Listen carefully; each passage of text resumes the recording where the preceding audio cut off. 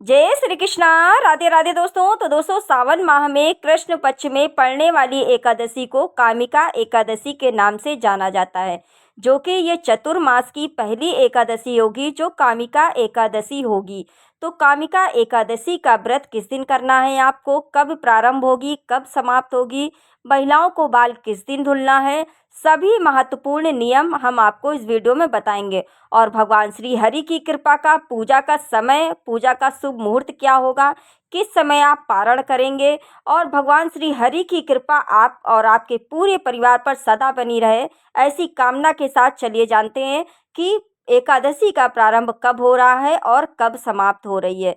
तो दोस्तों, यहाँ पर एक छोटी सी रिक्वेस्ट करेंगे, अगर आप चैनल पर पहली बार आए हैं, अभी तक आपने चैनल को सब्सक्राइब नहीं किया है, तो आप सभी से छोटी सी रिक्वेस्ट है दोस्तों, चैनल को जरूर से जरूर सब्सक्राइब कर लीजिएगा। और मेरा वीडियो अगर आपको थोड़ा भी पसंद आता है तो प्लीज़ एक लाइक मार के जाइएगा, क्योंकि आपके एक लाइक और एक सब्सक्राइब से हमें बहुत ही अधिक हिम्मत और प्रेरणा मिलती है दोस्तों। चलिए दोस्तों, कमेंट में ओम नमो भगवते वासुदेवाय लिखना बिल्कुल न भूलना। अब जान लेते हैं कामिका एकादशी का प्रारंभ कब हो रहा है और कब समाप्त होगी। तो देखिए, सबसे पहले जान लेते हैं कि ये चतुर्मास लगा हुआ है, जो कि भगवान विष्णु अभी योग निद्रा में है। और जितना हो सके इस चतुर्मास में जप तप का विशेष महत्व बताया गया है। तो एकादशी पर आप लोगों को क्या करना है, जप तो तप तो करेंगे करेंगे, लेकिन साथ में क्या करना है, जप।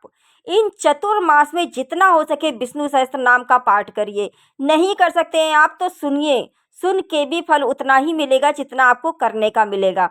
ठीक है, तो विष्णु सहस्त्र नाम का पाठ जितना हो सके उतना करिए इन 4 महीने में, जब तक चतुर्मास लगा हुआ है। जितना हो सके एकादशी पर आपको ओम नमो भगवते वासुदेवाय मंत्र का जाप करना है, लेकिन नमः आप लोगों को नहीं बोलना, इस बात का ध्यान रखिएगा। ओम नमो भगवते वासुदेवाय, इस मंत्र का जितना हो सके उतना जाप करिए, क्योंकि जप और तप दोनों का विशेष महत्व है। जितना आप जप तप करेंगे उतना ही श्री भगवान श्री हरि की कृपा आप और आपके पूरे परिवार पर बनी रहेगी। तो दोस्तों, जितना हो सके इतना चतुर्मास में ये काम जरूर से जरूर करिएगा।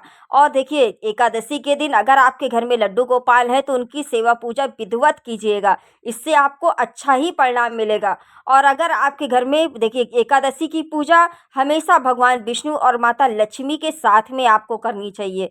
ठीक है, इस बात का भी ध्यान रखिएगा।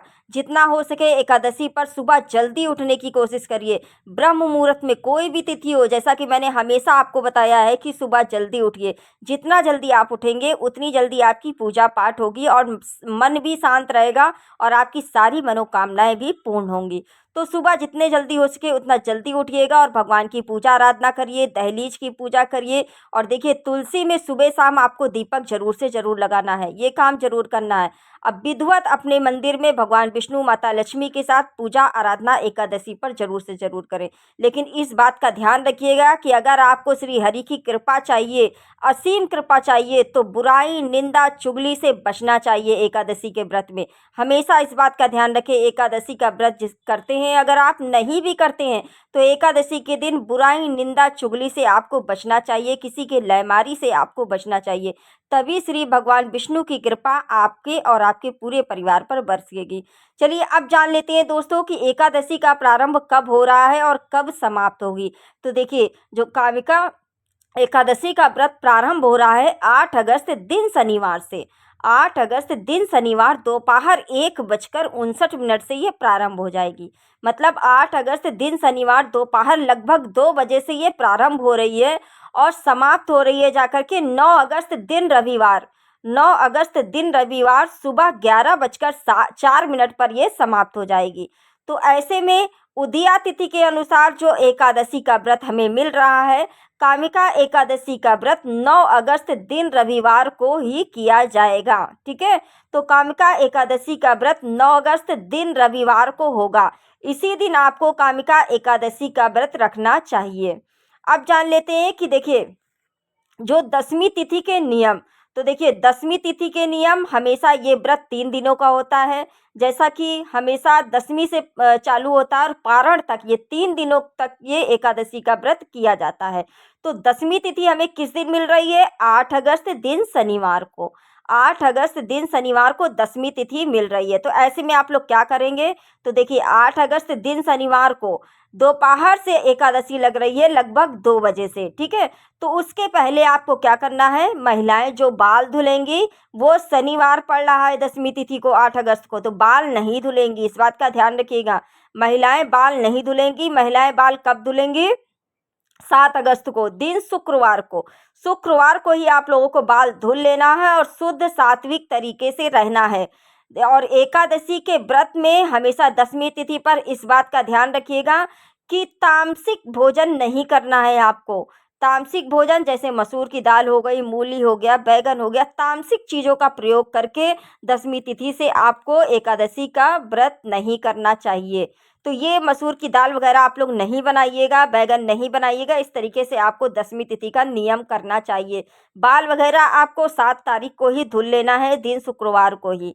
शनिवार को शुद्ध सात्विक तरीके से रहेंगे और दशमी तिथि पर मसूर की दाल वगैरह आप लोग नहीं बनाएंगे, इस बात का ध्यान रखिएगा। अब जान लेते हैं तुलसी में आपको जल किस दिन डालना है। तो देखिए, शनिवार पड़ रहा है, दोपहर से आपको ये चालू हो जाएगी एकादशी 8 अगस्त से। तो तुलसी में जो जल डालना होगा वो शनिवार पड़ रहा है, आप जल डाल सकते हैं, लेकिन दोपहर 2 बजे के पहले पहले आप लोग जल डाल दीजिएगा, उसके बाद आपको जल नहीं डालना है, इस बात का ध्यान रखिएगा। और रविवार को भी एकादशी पड़ रही है और दिन भी रविवार है, दोनों दिन जल नहीं डाले जाते हैं, ठीक है।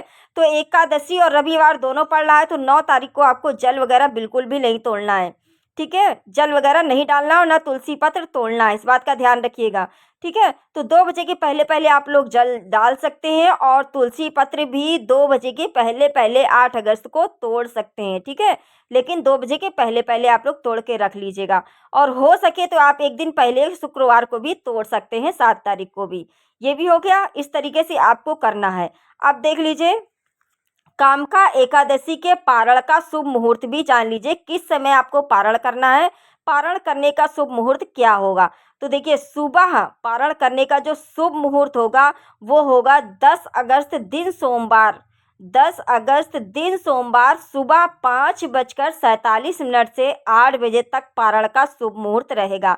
इसी शुभ मुहूर्त में आपको पारण करना होगा। आप जिस तरीके से पारण करते हैं, जो लोग एकादशी का व्रत करते हैं उसी तरीके से पारण करेंगे, लेकिन इसी शुभ मुहूर्त में आपको पारण करना चाहिए, ठीक है। ये भी हो गया। अब जान लेते हैं कि सोमवार का जो लोग व्रत कर रहे हैं वो पारण कैसे करेंगे, भगवान श्री हरि की पूजा का, एकादशी का उन्हें संपूर्ण फल कैसे मिलेगा, क्योंकि पारण नहीं करेंगे तो संपूर्ण फल नहीं मिलेगा। तो आपको संपूर्ण फल कैसे मिल सकता है, तो देखिए, जो संपूर्ण फल मिलने सोमवार को जो लोग व्रत करते हैं वो लोग कैसे करेंगे पारण। तो देखिए, एकादशी का व्रत करेंगे रविवार को और जब सोमवार को पारण करेंगे तो वो जो लोग सोमवार का भी व्रत करते हैं तो वो लोग क्या करेंगे, हाथ में थोड़ा सा जल लेंगे, हाथ में थोड़ा सा जल लेकर के पारण कर लेंगे। उसके बाद आप भोलेनाथ की पूजा आराधना करेंगे। लेकिन पारण करने से पहले, जल को पीने से पहले, पारण करने से पहले भगवान भोलेनाथ को याद करेंगे कि कल हमने एकादशी का व्रत किया था, इसलिए मैं ये पारण कर रही हूँ, आप अपनी कृपा बनाए रखना, ठीक है। तो इस तरीके से बोल करके आपको पारण कर लेना है जल से। या फिर आप जल से नहीं कर सकते हैं तो कोई फल खाकर भी कर सकते हैं पारण, कोई भी दोष आपको लगने वाला नहीं है, ठीक है। इस बात का ध्यान रखिएगा, कोई दोष नहीं लगेगा। आप फल से या फिर जल से, दोनों तरीके से आप पारण कर सकते हैं। उसके बाद आप सोमवार का व्रत स्टार्ट करिएगा, ठीक है।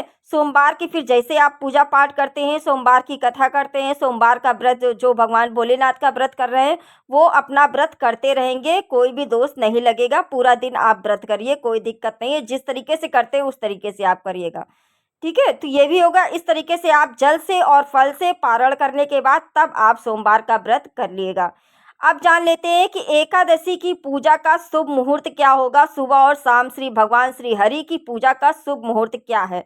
तो देखिए, जब एकादशी की पूजा का जो शुभ मुहूर्त होगा वो सुबह का मुहूर्त है, सुबह 4:43 से लेकर के 5:47 तक ये शुभ मुहूर्त रहेगा, ठीक है। 5:47 तक ये शुभ मुहूर्त रहेगा। इसी शुभ मुहूर्त में सुबह अगर आप पूजा कर पाते हैं तो कर लीजिएगा, क्योंकि ये शुभ मुहूर्त रहने वाला है। और देखिए, एकादशी की शाम की पूजा का शुभ मुहूर्त भी जान लीजिए। तो एकादशी की शाम की पूजा का जो शुभ मुहूर्त होगा वो 7:06 से लेकर के 8:10 तक रहेगा।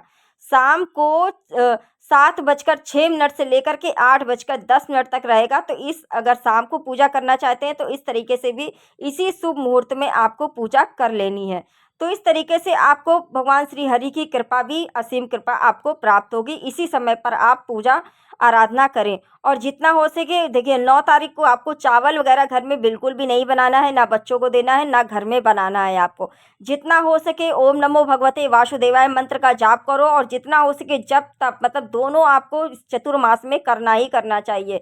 क्योंकि भगवान विष्णु की कृपा चाहिए तो आप लोग जप और तप इस चतुर्मास में जितना करेंगे उतना ही आपको फल प्राप्त होगा।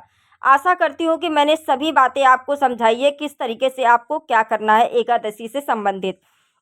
तो दोस्तों अगर आप चैनल पर पहली बार आए हैं, अभी तक आपने चैनल को सब्सक्राइब नहीं किया है तो आप सभी से एक छोटी सी रिक्वेस्ट है दोस्तों, चैनल को ज़रूर से ज़रूर सब्सक्राइब कर लीजिएगा और मेरा वीडियो अगर आपको थोड़ा भी पसंद आता है तो प्लीज़ एक लाइक मार के जाइएगा।